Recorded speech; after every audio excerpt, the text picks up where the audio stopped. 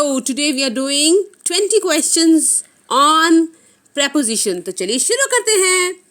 The cat is sleeping dash the rug. With the rug नहीं हो सकता, between the rug भी नहीं हो सकता, at the rug भी नहीं हो सकता, on the rug क्योंकि रग के ऊपर होगी और सरफेस को टच कर रहा होगा तो it will be on the rug. The preposition is used to show that something is positioned on the top of surface. किसी की सरफेस के ऊपर होगी, टच कर रहा होगा तो हम उसके लिए on यूज करते हैं. Next, I have been waiting for the bus dash 30 minutes. At नहीं, किसी लोकेशन के बारे में बात नहीं कर रहे. With भी नहीं होगा, under भी नहीं होगा कि बस के नीचे तो वेट नहीं कर रहे होंगे, तो इसका आंसर होगा for. We use this preposition to show a duration or the length of the time. Time के बारे में जो डिस्कस होता है. The keys are hidden dash the flower pot. क्या ऊपर होंगी? नहीं, छुपाई होंगी किसी ने तो नीचे ही छुपाई होंगी, तो उसके लिए हम यूज करते हैं under. इसलिए we will use under. This indicates the keys are beneath. Beneath कह लो या under कह लो और covered by the pot. Next, Sarah sat dash her best friend during the movie. At क्या वो उसके ऊपर बैठी होगी? नहीं. Under मतलब उसके नीचे बैठी होगी? नहीं. Beside मतलब उसके साथ में बैठी होगी, इसलिए हम इसे सिलेक्ट करेंगे.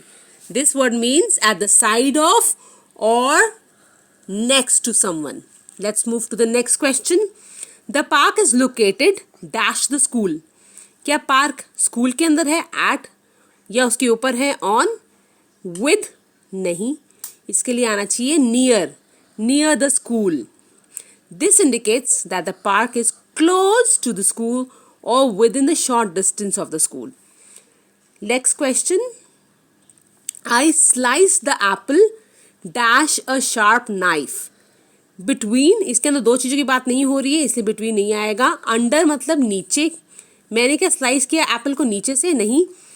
With आना चाहिए क्योंकि जब भी हम किसी चीज़ को टूल की तरह यूज़ करते हैं, शार्प नाइफ को यूज़ करें टूल की तरह, तो we will use with. This preposition is used to indicate the tool or instrument used to perform an action. किसी भी एक्शन को करने के लिए कोई टूल यूज़ किया जा रहा है तो हम with यूज़ करते हैं. Please meet me dash the library entrance. अगर किसी लोकेशन की हमने बात करी है कि मुझे यहाँ मिलो एग्जैक्ट लोकेशन की, तो हम क्या यूज़ करते हैं? At. तो इसका आंसर होना चाहिए at. We use this preposition for a specific point or a location. Next, the ball rolled dash the two cars. दो कार्स की बात हो रही है तो ऑब्वियसली इसके अंदर between आना चाहिए. इसका आंसर है between. This is correct word when referring to space separating two distinct objects. Let's move to the next question. There is a pencil dash the box. Pencil है कहाँ पर? इन होनी चाहिए अंदर, तो for नहीं होगा, इन यूज करेंगे अगर हम अंदर की बात कर रहे हैं तो. The preposition indicates that pencil is inside the container. Let's move to the next question. My house is dash the grocery store. मेरा घर जो है ग्रोसरी स्टोर के पास ही होगा, तो पास के लिए हम क्या यूज करते हैं? Near. हमने यूज किया near. This describes proximity, meaning the two buildings are close to each other, तो हम near यूज कर रहे हैं. Next question. The children are playing dash the garden. The children are playing in the garden.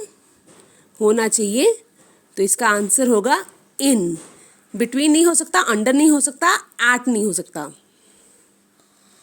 The garden is considered an enclosed area where activities happen. जब भी कोई area enclosed है, बंद है, तो हम उसके लिए in यूज करते हैं.